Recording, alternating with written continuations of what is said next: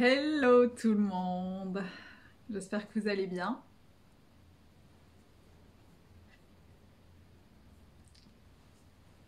Alors bienvenue au live ce soir consacré à la dépendance affective. Alors je vais regarder, je vais être un peu schizo, je vais regarder ici sur le groupe Facebook ainsi que sur Insta et sur un autre dispositif pour enregistrer le live.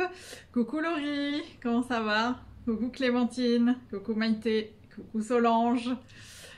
J'espère que vous allez bien les filles. Je suis super contente de vous retrouver. Ça fait un petit moment que j'ai pas fait de live. Ça va faire un peu plus d'un mois. Non, je dis n'importe quoi. Je l'ai fait au début du mois, mais ça fait du coup 3 semaines. Je suis trop contente. C'est ce que, alors celles qui me suivent sur Insta, je vous ai dit que ce serait un live plus ou moins rapide et efficace, parce que la dernière fois je crois qu'on était resté 1 heure. C'était pour un live consacré à l'intuition.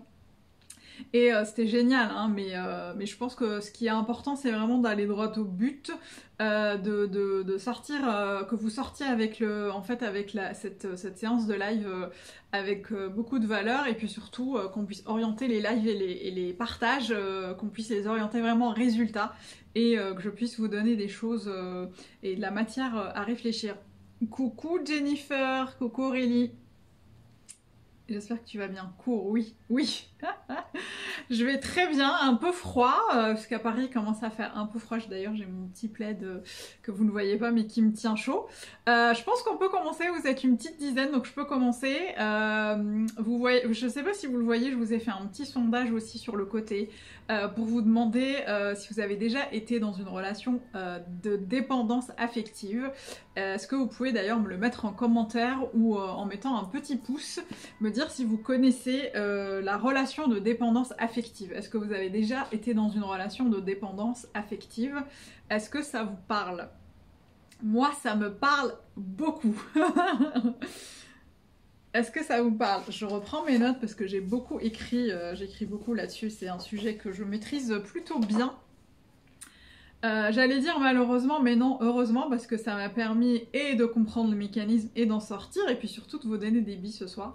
Donc je suis plutôt contente de vous donner tout ça. Oui, oui, très bien, ok, ah oui, je vois qu'il y a plein de pouces, donc on va pouvoir y aller. Oui, oui, oui, oui, il y a des rires aussi. Coucou Jennifer. Très bien, alors déjà la dépendance affective, je vais pas vous faire le topo sur la définition de la dépendance affective, parce que vous allez voir mon ami Google, il va vous donner 36 000 définitions. Tout ce que je peux dire, c'est que la dépendance affective, en fait, c'est un état. Mon ex-mari, c'était mon Dieu. Voilà, c'est ça, on n'est pas loin. C'est un état en fait qui va vous mettre dans une situation, d'ailleurs elle porte bien son nom, dans une situation de dépendance affective, émotionnelle, amoureuse, sexuelle. Vous allez soit être dépendant de la personne avec qui vous êtes, donc un homme, hein, puisque je parle souvent des relations hétérosexuelles, mais ça peut se faire dans les deux sens. Soit vous permettre, donc du coup, vous mettre dans une situation de dépendance par rapport à l'autre, soit c'est l'autre qui est dans une situation de dépendance par rapport à vous. Ce matin, je discutais avec une abonnée Instagram qui me disait que elle, son ex était complètement dépendant à elle et qu'elle savait pas du tout comment en fait en sortir parce qu'elle l'avait pas forcément voulu. Moi j'ai vécu la dépendance affective avec mon ex-mari pendant très longtemps et comme Jennifer, pour moi c'était normal, c'était un peu le temps s'arrêtait quand j'étais avec lui et tout, je faisais tout en fonction de lui et clairement c'était un peu le centre de tout.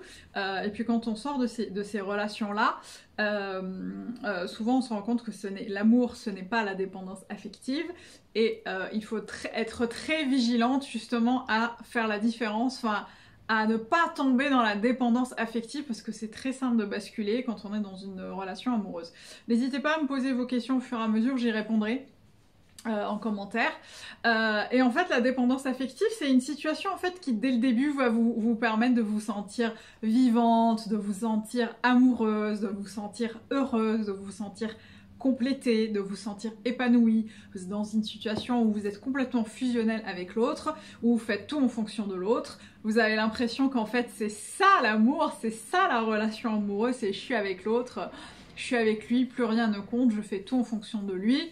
Et puis petit à petit, en fonction en fait de vos comportements, de vos caractères, de plein de choses, de plein d'éléments extérieurs, petit à petit, en fait, ce qui était au début le signe d'une super relation amoureuse épanouissante va se transformer en quelque chose de très lié à la dépendance affective, puisque je sais pas si ça vous parle, mais petit à petit, vous allez par exemple annuler des rendez-vous ou des sorties avec des copains, des copines, vous allez aller moins à la danse, moins au sport, vous allez parfois éviter de traîner trop avec des amis mecs parce que l'autre n'a pas forcément envie d'être avec vous, etc. etc. En fait, ce qui était là, une relation au début, ce qui paraissait être une relation très saine au début, se transforme en quelque chose qui va en fait vous empêcher d'être vous-même et d'être complètement dans votre essence, en fait, d'être complètement aligné avec votre essence pour l'autre. Parce que ce que vous faites, annuler vos rendez-vous, ne plus aller à la danse, je sais pas, ne plus rien faire sans l'autre, c'est pas vous rendre service, c'est vous déconnecter en fait complètement de qui vous êtes. Et ça vous déconnecte complètement du monde extérieur. Et c'est là où ça commence à être compliqué, parce que c'est là où vous commencez à vous dire mais je comprends pas, en fait c'était censé être une super relation, mais je comprends pas pourquoi j'en souffre. Parce que la dépendance affective, à partir d'un certain moment, on commence à en souffrir. Parce que quand on est avec l'autre, on est dépendant. Quand il est pas là ou qu'elle est pas là, on n'est pas bien. Et du coup, quelles que soient les situations, on est mal dans tous les cas. Je dois quitter le direct. Une bonne soirée. À bientôt, Laurie. Bonne soirée. Et du coup, cette relation se transforme en quelque chose qui va complètement vous éloigner de vous-même, qui va vous empêcher d'être vous-même, et qui va surtout, et ça c'est important, vous mettre dans une situation en fait où vous allez être moins sécurisé. Vous allez toujours avoir peur de je dépends de l'autre, du coup qu'est-ce qui se passera si je ne suis pas avec lui? Quand il n'est pas là, qu'est-ce qui se passe? Puisque, évidemment, vous ne voyez plus personne, tout dépend de cette personne-là, et qu'est-ce que vous faites le jour où il n'est plus là, où elle n'est plus là? Le danger, c'est justement de vous éloigner tellement, en fait, de vos centres d'intérêt, de qui vous êtes, de vos passions, de ce qui vous anime, qu'à un moment, ça devient le centre du monde, et qu'est-ce qui se passe au moment où le centre du monde n'est plus là, au moment où le centre du monde n'existe plus?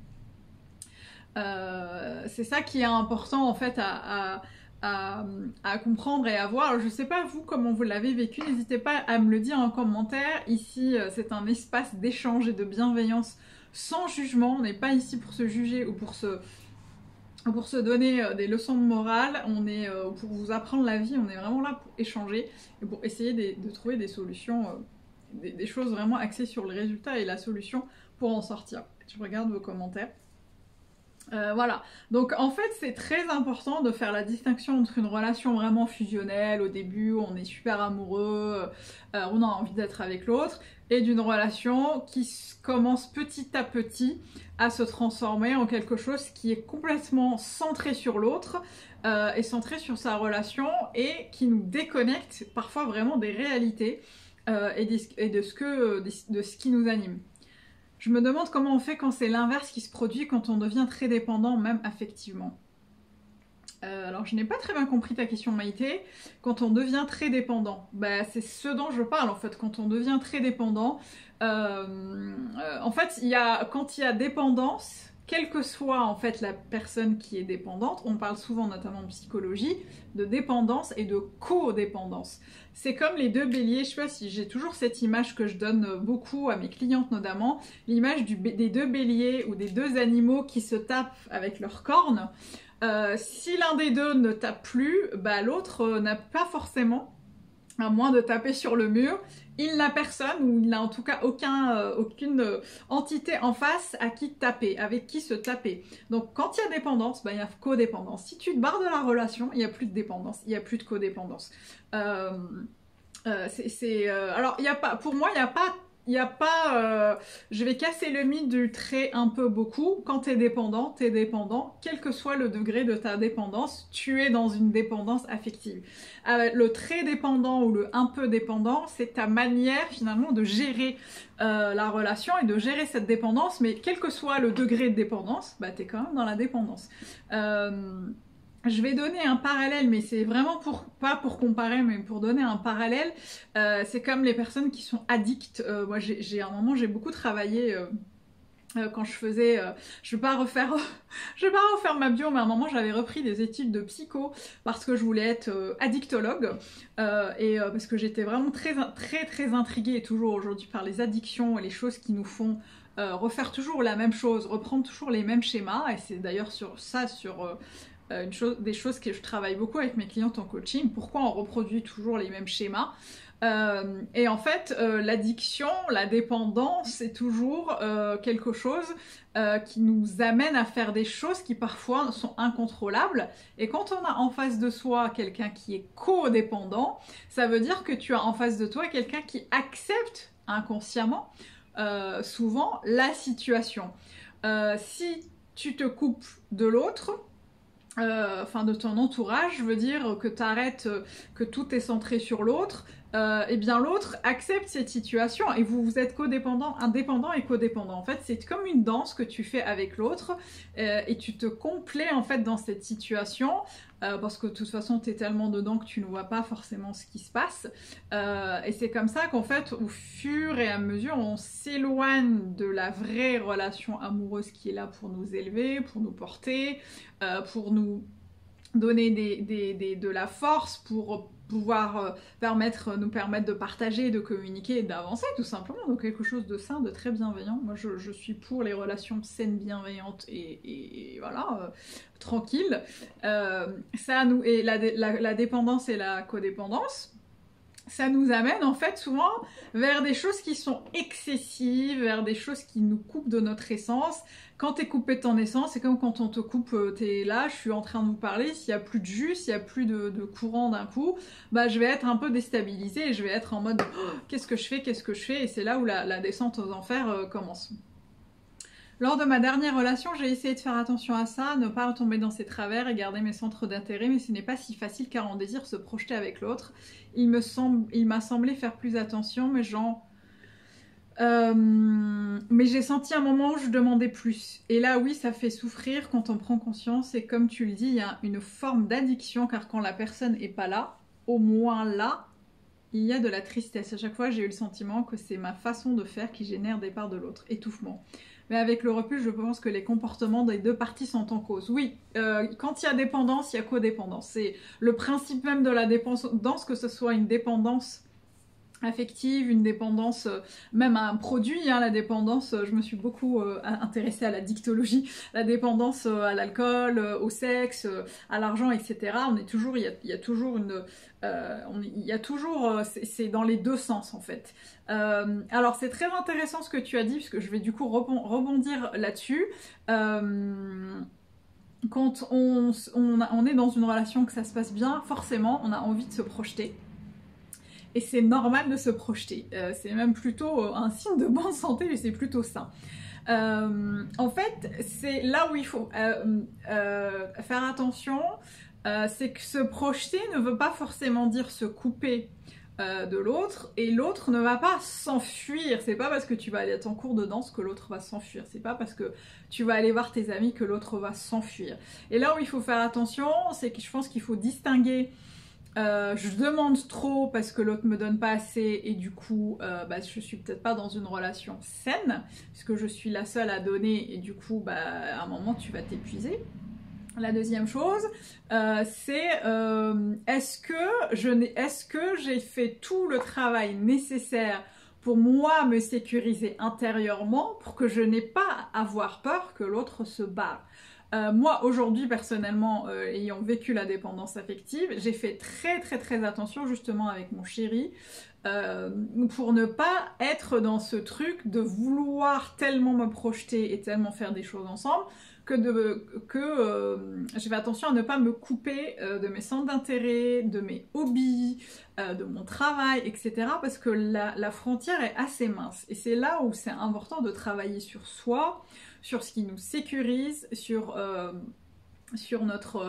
notre confiance en soi, et ça c'est vraiment important parce que de toute façon si le travail n'est pas fait en amont, tu peux rencontrer n'importe quelle personne, la dépendance affective elle peut s'installer vraiment du jour au lendemain et c'est pas, tu ne nais pas avec le gène de la dépendance affective, en fait ça se développe avec les insécurités qu'on a en soi et le travail qu'on n'a pas fait justement pour se sécuriser, pour trouver la paix intérieure, pour être en phase avec soi, etc. etc. Donc ça c'est vraiment important en fait de pouvoir à un moment te dire ok, est-ce que déjà si le gars se barre, qu'est-ce qui se passe? Parce que moi je me suis vraiment beaucoup posé cette question par rapport à l'homme de ma vie que j'ai rencontré avec qui je suis aujourd'hui. D'ailleurs on se parle souvent de ça, on se dit ok si demain tu pars, qu'est-ce qui se passe? Qu'est-ce qui s'effondre dans ma vie? Qu'est-ce qui ne s'effondre pas? Et le but du jeu, c'est d'arriver vraiment à se dire, ok, si tu te barres, je serais vraiment triste, mais ma survie n'en dépend pas. La dépendance affective, à un moment, on a l'impression que notre survie en dépend, et que si l'autre se barre, plus rien n'existe. Ce n'est pas vrai. Déjà d'une, parce qu'il n'y a pas de rupture de stock d'hommes sur Terre, et que c'est faux quand on se dit que on trouvera plus jamais personne qui nous aimera ou qu'on aimera comme ça. C'est pas vrai. La preuve, je l'ai vécu plusieurs fois. À chaque fois, on a l'impression que c'est la mort, et en fait, t'en meurs pas, ta survie n'en dépend pas. Et c'est là où il va falloir vraiment te sécuriser toi, sécuriser tes appuis, sécuriser ton socle, tes fondations, pour qu'après tu puisses te dire ok, moi je désire me projeter, c'est très bien, mais j'évite cette forme d'addiction parce que en fait quand la personne n'est pas là, tu es triste et ça c'est pas sain. C'est pas sain que d'être malheureux quand l'autre n'est pas là. Au contraire, il faut pouvoir en fait avoir des espaces de liberté. Là, je vais être complètement honnête et sincère avec vous, mon chéri. En ce moment, à partir d'aujourd'hui d'ailleurs, je ne vais pas le voir enfin, en tout cas, je ne vais plus le voir comme avant pendant plusieurs semaines pour des raisons familiales, professionnelles, etc. des deux côtés. Et je suis pas... avant, j'aurais été complètement dévastée parce que j'aurais centré toute ma vie sur mon partenaire. Aujourd'hui, on en rigole, on met en place des actions pour la suite, pour se retrouver après, pour avancer.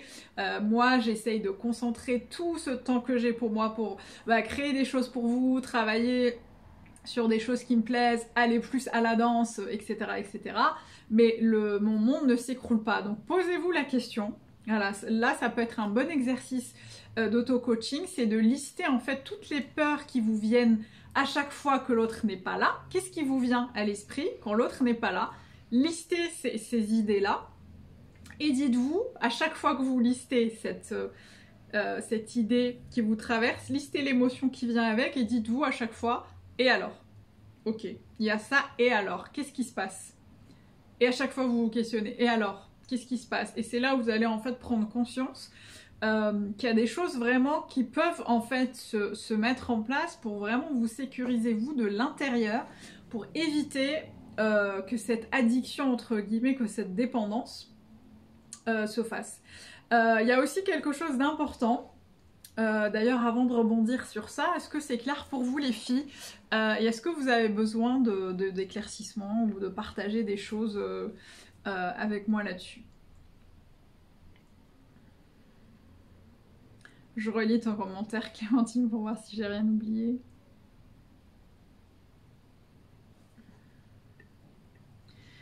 Oui, j'ai fait ça aussi, mais dans ton cas, la projection avec ton compagnon est claire et sereine. Je me dis ça aussi, mais à un moment, il n'y a plus de peur que de confier du travail. En fait, je pense que si la projection est claire et sereine, c'est que déjà les bases ont été posées dès le début. Et moi, personnellement, j'ai fait un très long travail, notamment thérapeutique et de coaching, pour me sécuriser moi. Et en fait, c'est ce que je dis. Moi, je suis sécurisée par rapport à ce que je veux, aux choses auxquelles j'ai droit, aux choses que j'ai envie d'avoir. Donc, si tu veux, même si dès le début, je ne m'étais pas sentie sereine et avec une projection possible, je ne serais pas restée. Déjà, tu vois, il y a déjà ça dès le début. Une fois que je suis restée et que je vois qu'en fait il n'y a pas d'addiction ou de dépendance qui se crée, là je me dis ok, bah en fait je peux avancer dans la relation et je peux en fait envisager des choses même quand l'autre n'est pas là. C'est très clair ta réponse, la base. Oui, je pense qu'il faut vraiment revoir les bases parce que la dépendance affective, elle ne n'est pas... D'ailleurs, tout le monde n'est pas dépendant parce qu'en fait, ça dépend de ton niveau de sérénité intérieure, de ton niveau de sécurisation intérieure, de tes expériences passées. Ce n'est pas parce que tes relations passées... c'est pas parce que vos relations passées n'ont pas fonctionné que celles de demain... ne vont pas fonctionner non plus. Et c'est ça parfois qui nous fait vriller, on se dit oh là là là, mais cette fois il faut vraiment que ça marche, il faut vraiment que ça soit le bon, il faut vraiment que je me projette, donc je vais y aller à fond, je vais m'accrocher à fond. Et c'est là où en fait on va avoir des attentes tellement énormes qu'on va finir par tellement s'accrocher à l'autre qu'on va en fait commencer je trouve pas le mot, il va me revenir, à nourrir en fait cette dépendance affective. Et après, quand on se sépare, j'ai quitté cet homme déjà 4 fois et j'y retourne. Ah, alors moi j'ai connu ça aussi, Aurélie. Moi j'ai mis beaucoup de temps aussi, alors c'est ce qui est compliqué, c'est que la dépendance affective, on n'en meurt pas, mais on met du temps à s'en défaire et à s'en remettre. La première chose, Aurélie, c'est de te dire déjà, de savoir pourquoi tu as envie de le quitter. Parce que quitter quelqu'un en se disant ouais, c'est bon, je le quitte sur un coup de tête et puis je le quitte pourquoi? Parce que j'espère qu'il va me retenir, parce que j'espère qu'il va me dire qu'il m'aime et qu'il va s'engager. Je le quitte pour le faire réagir. Je le quitte pourquoi? Est-ce que je le quitte pour lui ou est-ce que je le quitte vraiment pour moi? Moi perso souvent je faisais ça et je revenais parce que je voulais le titiller, je voulais qu'il se réveille, je voulais qu'il me donne plus et ça venait jamais.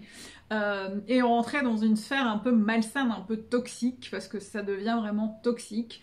Et quand on y retourne, c'est de te demander d'une pourquoi tu le quittes.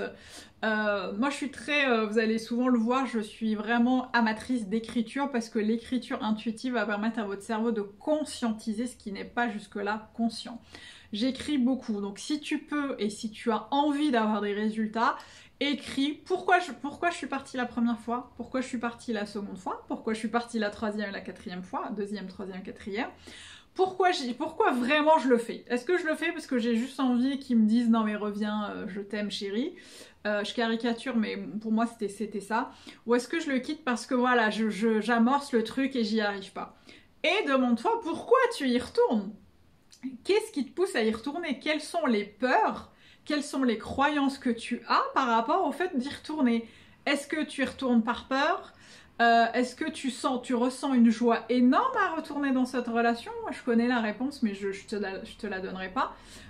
C'est vraiment de te demander qu'est-ce qui te met en joie, qu'est-ce qui te met dans la peur, pourquoi tu avancerais, dans quel but tu es en train de faire ce jeu. Je connais très bien ce jeu de je viens, je sais plus, je t'aime moi non plus. C'est de se demander, ok, après qu'est-ce que je fais? Est-ce que j'ai des bases assez solides pour me sécuriser d'abord moi et ensuite voir ce que je fais, me relever, me soigner entre guillemets, heal, j'aime bien le mot en anglais, c'est heal, c'est vraiment se soigner, prendre soin de soi. Et de te demander vraiment ouais, pourquoi. Et donc pourquoi j'y retourne, pourquoi j'y vais et dans quelle démarche je fais ça en fait.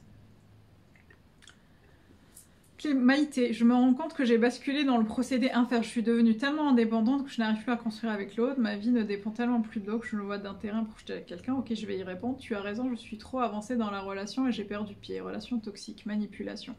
Très bien, donc relation toxique et manipulation, juste pour rebondir avec Aurélie. Relation toxique et manipulation, qu'est-ce qui te donne envie de revenir? Vraiment, essaye de... Là, le but, c'est vraiment de court-circuiter ce schéma que tu reproduis et de dire, ok, si c'est une relation toxique et manipulation, bah pourquoi j'y vais en fait? Pourquoi j'y vais? Quel intérêt? Je vois ta photo, tu as l'air d'être une jeune femme très bien constituée, jeune, qui a plein, j'imagine, plein d'envie et de désir de vie, de désir d'âme qui est là en toi. Qu'est-ce qui t'empêche, si ce n'est tes peurs et tes croyances, de dire stop, j'arrête? Et je le répéterai jamais assez les filles, le monde, l'univers n'a pas de rupture de stock d'hommes bien, loyaux, sains, et qui s'engagent ce n'est pas vrai, ils sont pas tous pareils, ils sont pas tous non engageants, ils sont pas tous toxiques. Ce n'est pas vrai. Donc ça, c'est déjà une croyance sur laquelle il va falloir travailler parce que ce n'est pas vrai. La deuxième chose, Clémentine, tu disais, je me suis trop avancée dans la relation. C'est pas un mal que de se projeter dans la relation. Ce qui est plus compliqué, c'est d'avoir des attentes tellement fortes que tu vas finir par passer du temps en fait à attendre que les choses se passent. Je pense notamment à la Saint-Valentin qui arrive, on attend tellement que l'autre fasse des choses qu'on oublie juste de vivre la relation et de donner à notre niveau, au même niveau, de se dire ok, je vis le truc et je suis mon intuition et je vois parce que c'est l'expérience qui fait la confiance. Je répète, c'est l'expérience qui fait la confiance. Et la confiance que tu auras dans toi, en tes capacités, elle viendra de l'expérience que tu auras faite de tes relations. Alors Maïté, oui, dans le sens inverse, quand on est trop indépendant, travaille sur pourquoi je n'ai pas envie de me projeter, et peut-être qu'il y a des peurs qui se cachent derrière, si tu ne vois pas d'intérêt à te projeter avec quelqu'un, et si ça ne te rend pas malheureuse, et tout va bien, j'ai envie de te dire. Si c'est quelque chose qui te questionne, et questionne-toi sur pourquoi j'ai pas envie de me projeter avec quelqu'un. Merci, je t'en prie. Il était trop fort pour me faire revenir. Il était trop fort pour te faire revenir, mais dis-toi que tu es encore plus forte pour pouvoir te dégager de cette relation et pour pouvoir repartir sur de nouvelles bases et pour pouvoir reconstruire. On a aussi cette fausse croyance selon laquelle que l'autre nous a fait quelque chose. Les autres ont le pouvoir qu'on leur donne. Si tu donnes à cette personne, imagine le bélier, les béliers qui se tapent. Si tu arrêtes, que tu te remets en retrait, l'autre ne peut pas t'atteindre. Je sais que vous allez vous dire, ouais, mais c'est facile à dire. J'ai vécu de nombreuses années dans la dépendance affective et j'en suis sortie. Je dis pas que c'est simple, c'est très très dur. Ce que je dis, c'est que c'est possible en mettant en place tous les jours une action concrète qui va t'amener vers cette libération et vers cette sécurisation. Tu ne peux... les gens ont le pouvoir qu'on leur donne. Si tu lui permets d'être fort pour te faire revenir, il va te faire revenir. Si tu te mets en retrait et que tu dis stop, j'arrête, ça fait mal, mais c'est pas grave, je tiens bon, que tu mets en place en fait des choses vraiment pour arrêter ça, travailler sur tes peurs et avancer vraiment en pensant à ce qui va te rendre le plus en joie, projette-toi à cette vie sans relation toxique, sans manipulation et tu verras en fait que une étape à la fois te permettra d'aller de l'avant. Oui, c'est pas faux, je n'en souffre pas pour le moment. Et bien si tu n'en souffres pas, c'est qu'il n'y a pas de raison de se soucier. Là encore, il n'y a pas de règle, t'es pas obligé de rentrer dans le moule du faut vraiment que je me projette dans une relation, sinon je suis pas normale. Écoute, si tu es bien comme ça, tant mieux, il n'y a pas de règle. Moi je suis pas pour les règles et je suis pas pour il faut, ou je dois. Non, tu choisis en fait ce qui te convient et tu choisis ce qui te met en joie et tu choisis la situation qui te convient le mieux. Voilà, j'avais dit live court et on est déjà bientôt à 30 minutes. Je vous ai déjà donné pas mal d'éléments pour sortir de la relation de dépendance affective. Est-ce que c'est clair pour vous? Je sais pas si c'est assez. En tout cas, dites-moi si vous avez d'autres questions. Quel genre d'étape? Quel genre d'étape? J'ai pas compris ta question. La première étape, je pense Aurélie, pour toi, c'est si tu es retourné 4 fois, c'est de lister vraiment, de travailler sur chaque étape. Pourquoi tu es parti? Qu'est-ce qui t'a empêché de partir avant? Quelles sont les raisons et les déclencheurs qui t'ont mené à partir? Qu'est-ce qui s'est passé après, entre le moment où tu es parti et le moment où tu es revenu? Et pourquoi tu es revenu? Écris ça, liste-le et tu verras déjà que dans ta tête, ça sera plus clair pour les étapes à venir. Parce qu'une fois que tu auras conscientisé ces étapes, au moment où tu voudras refaire ça, tu diras ok, alors attends, je vais reprendre ces éléments, pourquoi j'ai fait tout ça et pourquoi je reproduis le même schéma. C'est le principe du rouage. À un moment, si tu casses le rouage, il peut plus tourner et du coup, il se passera autre chose. Donc la première étape, c'est vraiment de lister les différentes étapes, pourquoi je le fais, et qu'est-ce qui m'empêche de ne pas revenir. Et souviens-toi vraiment, tu es aussi très forte, tu as aussi toutes les clés en toi pour pouvoir te détacher de cette relation et d'aller de l'avant. Merci, je t'en prie Clem. je me permets de t'appeler Claire puisque je vois que ton pseudo c'est Claire, hein. Je dis toujours Clémentine, mais voilà. Girl, je crois que je vais m'arrêter là parce que j'aimerais vraiment que les autres beautés de l'univers puissent voir les replays, et souvent bah, eh bien, ils sont trop longs là, on est à 30 minutes, je pense que c'est pas mal. Puis de toute façon, la dépendance affective, c'est quelque chose dont je vais souvent parler, puisque c'est un sujet que je connais bien. Et c'est un sujet qui va me permettre en fait de développer d'autres sous-thématiques. Donc je reviendrai là-dessus, Clémence. Voilà, super. Je sais pas, en fait je crois que je t'ai toujours appelée Clémentine. Donc voilà, c'est Clémence. Effectivement, sorry, mais je sais pas pourquoi je t'appelle Clémentine depuis plusieurs semaines. Donc oui, Clémence... Là aussi, toi, tu peux aller regarder aussi ce qui te pousse à chaque fois à te projeter au-delà des attentes, de tes attentes, et de simplement vivre les choses. Merci, Charlotte. Avec plaisir. C'est un sujet qui me tient vraiment à cœur parce que je l'ai vécu de très du plus profond de l'intérieur, et que ça m'a beaucoup affectée. Et c'était il y a très longtemps, mais c'est quelque chose sur lequel il faut toujours être vigilant. C'est pas grave, t'inquiète. Oui, je sais que tu te formalises pas là-dessus, mais c'est important de remettre les choses en place. Donc voilà les filles, je reviendrai quand même beaucoup souvent sur le sujet. Dites-moi si vous avez d'autres questions.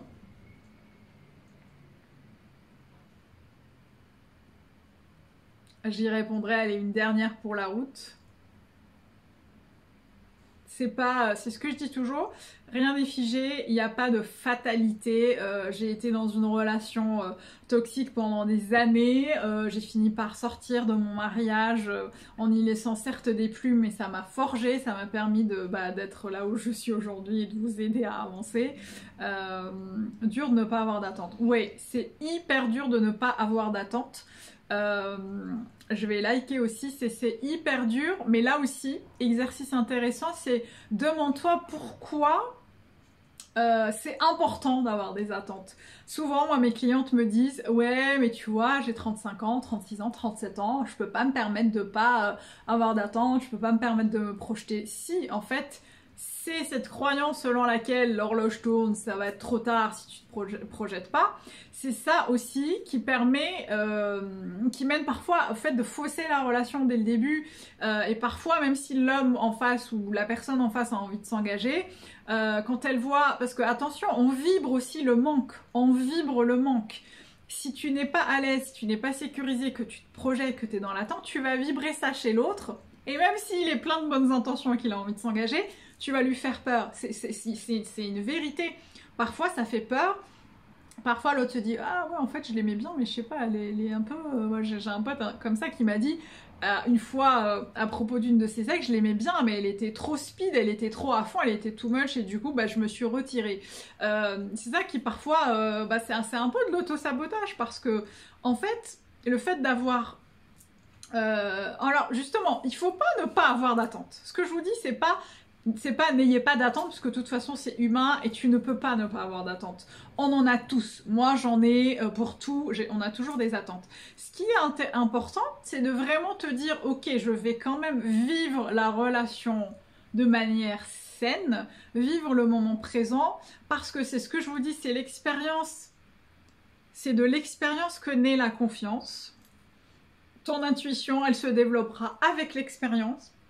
Et c'est avec l'expérience que naîtra cette confiance où tu te diras ok, en fait, ouais, je le sens bien, je vais vivre le truc et puis les choses vont découler. C'est exactement ce que je vis aujourd'hui. C'est-à-dire que à un moment, je me suis dit ouais, ok, tu vas vivre le truc, tu vas pas avoir trop d'attentes, mais tu vas quand même être très clair sur ce que tu veux. C'est là où je vous dis que les bases sont importantes. Pour répondre à Charlotte et à Clémence.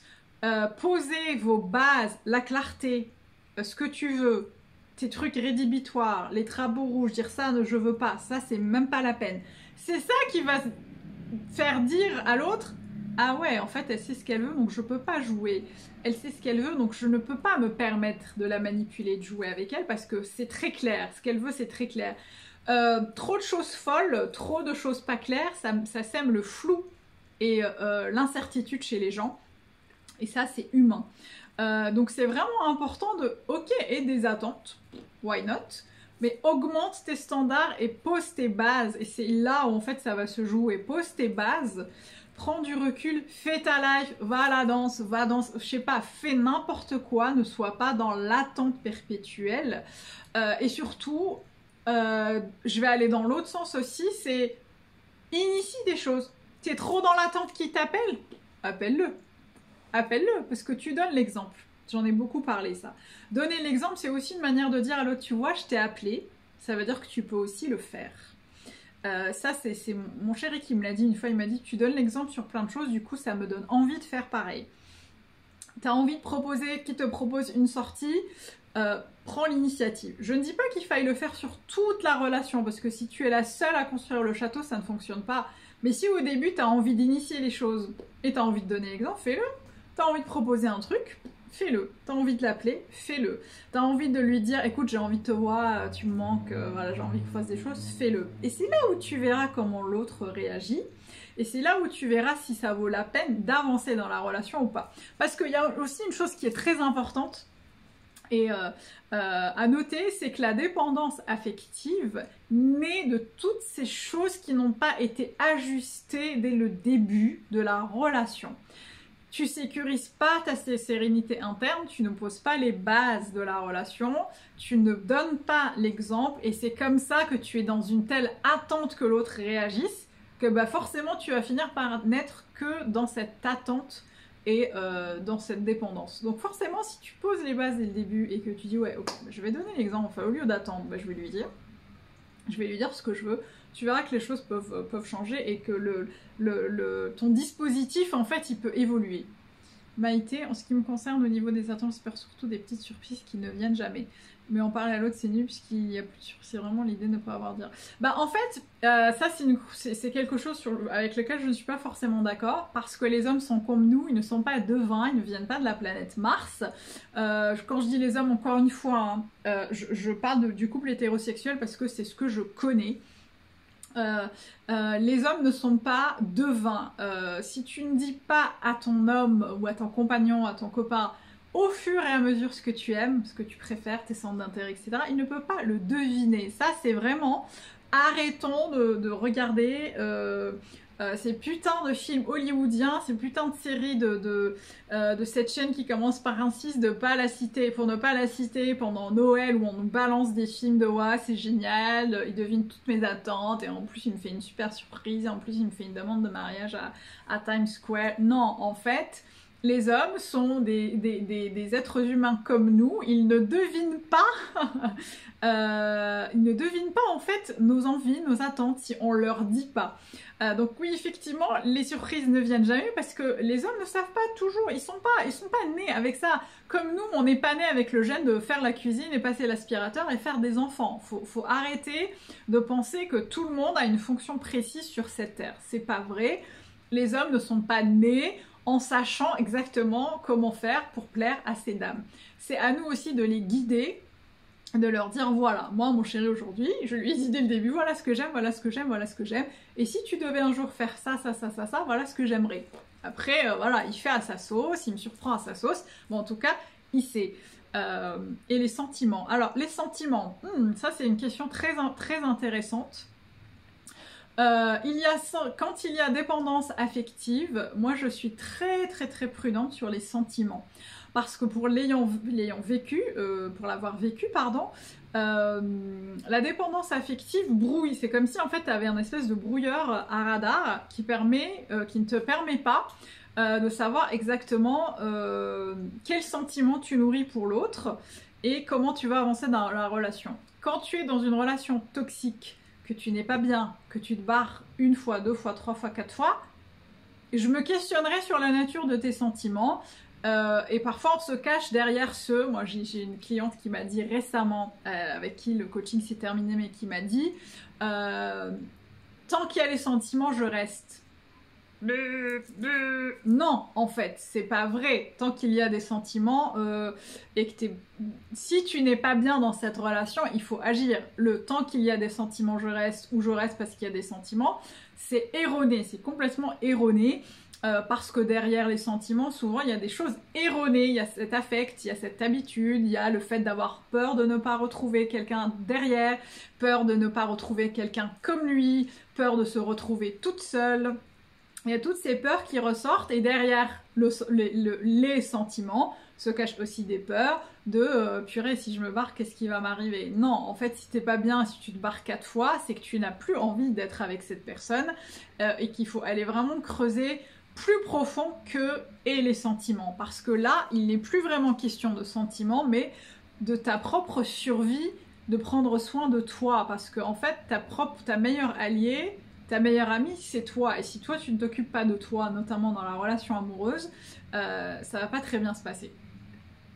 Faut pas me lancer sur ce sujet, hein.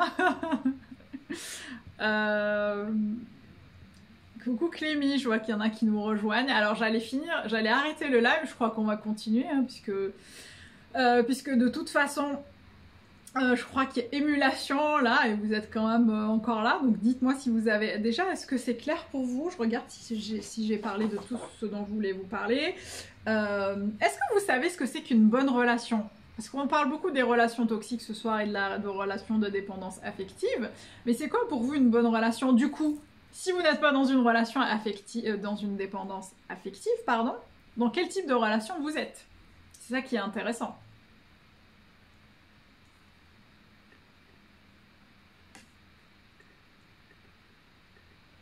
Dites-moi.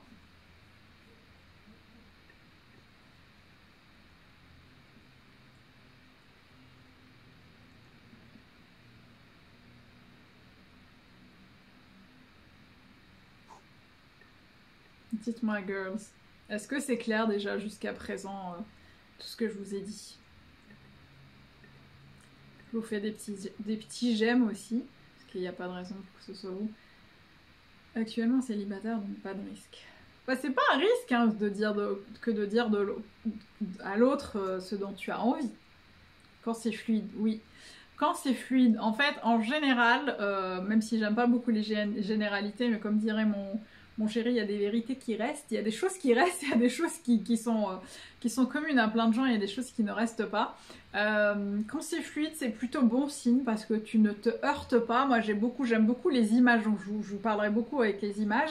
Cette image de la voiture téléguidée qui se heurte au mur et qui essaye, ça se bim bim bim, et on se demande ce qui se passe. Si c'est pas fluide, c'est qu'il y a quelque chose qui n'est pas clair. Et effectivement, quand on part d'une relation plusieurs fois, clairement c'est pas fluide, et clairement il va falloir fluidifier la relation. Pensez vraiment à vous, c'est toi d'abord en fait, vraiment toi d'abord, avant de penser à l'autre.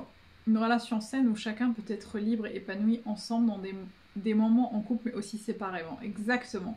C'est exactement ça, une relation où chacun peut être libre, épanoui, et surtout où chacun peut être soi. Ça c'est vraiment important. Une relation saine et une bonne relation, c'est une relation où tu peux être toi-même. Ça veut dire aussi dire à l'autre, voilà, moi j'ai envie de ça, vas-y je te propose ça, on fait ça, des moments de partage. Et ça veut dire aussi dire à l'autre, écoute là, moi il m'est déjà arrivé de dire à mon chéri, écoute là je meurs d'envie de te voir vraiment, c'était vrai, mais j'ai besoin de travailler sur mes coachings, j'ai besoin de créer des choses, j'ai besoin d'aller danser, j'ai besoin de voir mes amis, parce que sinon c'est là où la dépendance affective commence, et c'est là où tu te dis, ah je vais peut-être annuler avec mes copines, c'est pas grave, je les verrai la prochaine fois. Non, c'est pas grave, tu verras ton mec la prochaine fois. C'est comme ça qu'il faut vraiment maintenir ça. C'est pas grave, tu le verras lui la prochaine fois. Ce qui est très important, parce que quand tu es dans une dépendance affective, tu vas commencer à t'éloigner des gens, et c'est au moment où tu auras le plus besoin de retrouver ces gens parce que tu voudras partir, que tu ne trouveras pas le soutien nécessaire parce que tu te seras en fait complètement déconnecté de ta réalité, de ton entourage, et c'est pour ça que c'est très important de toujours maintenir ton entourage, ta sécurité intérieure, et ce qui t'anime et ce qui te fait du bien. Une bonne relation pour moi c'est quand c'est simple, fluide et un bonbon. On doit se sentir bien soi-même, avec ou sans l'autre. C'est ça. Des moments séparés sont vraiment très importants, même d'ailleurs quand on vit avec l'autre. Hein. Moi par exemple, je m'accorde toujours une fois par an un week-end où je pars toute seule. alors que alors qu'à chaque fois que j'ai été en couple, je le faisais quand même, hein, où je partais toute seule. Et d'ailleurs, c'est lors de mon dernier voyage solo que j'ai manifesté l'homme de ma vie, donc je dis ça, je dis rien. Mais oui, c'est vraiment une manière de se connecter à son essence même, d'être vraiment au plus profond de soi. Et c'est là où tu te dis qu'en fait, tu peux tout faire toute seule, et on peut tout faire toute seule. Quand c'est fluide, ouais, c'est ça.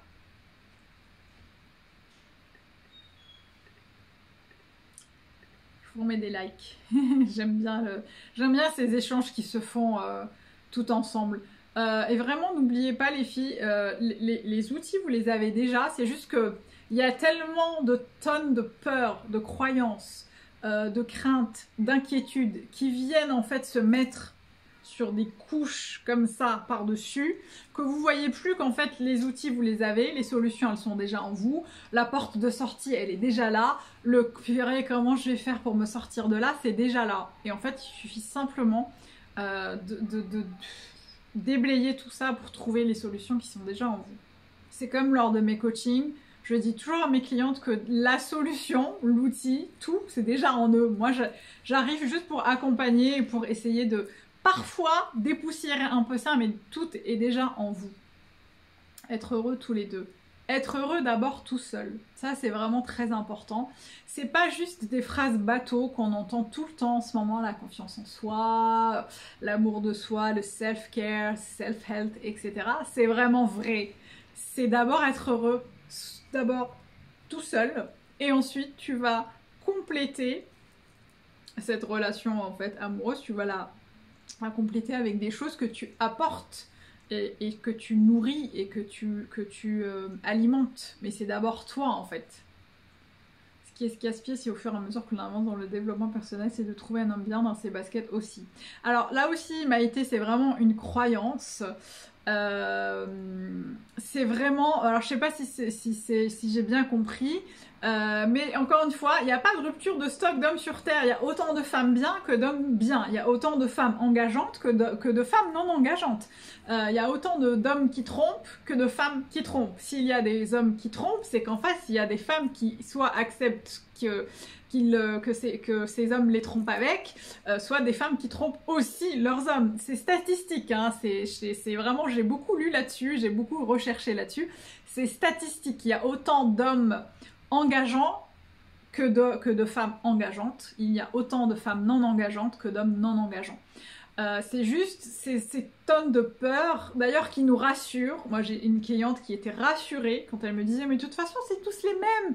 C'est pas moi, c'est juste que tous les mêmes, je comprends pas ce qui se passe. » Le point commun entre ces hommes et toi, ma chérie, c'est toi, en fait. Si tu n'attires que des hommes non engageants, à un moment, il faut se poser la question et peut-être aller travailler sur pourquoi j'attire ces hommes non engageants et pourquoi je passe mon temps à dire qu'ils sont tous non engageants. J'étais comme ça, hein. Je parle aussi pour moi, parce que pendant longtemps, j'ai passé mon temps à dire « Je comprends pas, en fait, c'est bizarre, je comprends pas. Je tombe que sur des mecs non engageants. » Ouais, bah j'ai fait un petit peu de travail, j'ai dépoussiéré, j'ai un peu balayé devant ma porte et après ça allait mieux.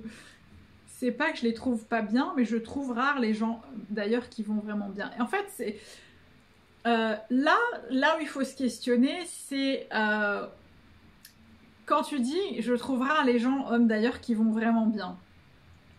Qu'est-ce que tu entends par là? Dans quel entourage tu vas regarder? Est-ce que tu élargis ton champ des possibles? C'est ça, qu'est-ce qui te permet de croire ça? Est-ce que c'est des histoires qu'on se raconte à nous-mêmes, etc., etc.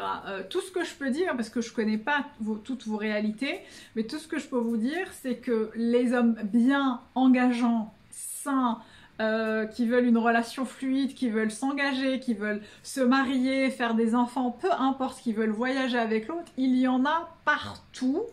Et l'univers n'est pas en rupture de stock de ce type d'hommes-là, ils sont partout. Et ça, encore une chose aussi qu'on dit souvent, c'est il faut d'abord soigner ses blessures, il faut d'abord, je suis désolée, je fais du bruit avec mes bracelets de pierre, je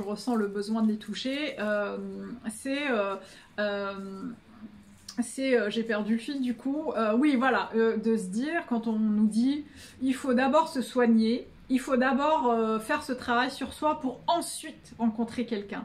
Ce n'est pas forcément vrai, tu peux aussi t'engager dans une relation amoureuse tout en continuant en fait à soigner tes blessures, à t'engager, à discuter avec l'autre, parce que c'est parfois cette relation-là qui nourrit et qui porte ton engagement envers toi-même. On n'est pas obligé de se cloîtrer chez soi pendant des mois, essayer de guérir, parce que de toute façon la guérison et le travail sur soi, c'est le travail de toute une vie. Moi-même personnellement, au stade où j'en suis aujourd'hui, je continue de me former, de me faire mentorer, de me faire coacher tout le temps, tout le temps, tout le temps, et de me questionner sur mes relations, ma relation amoureuse.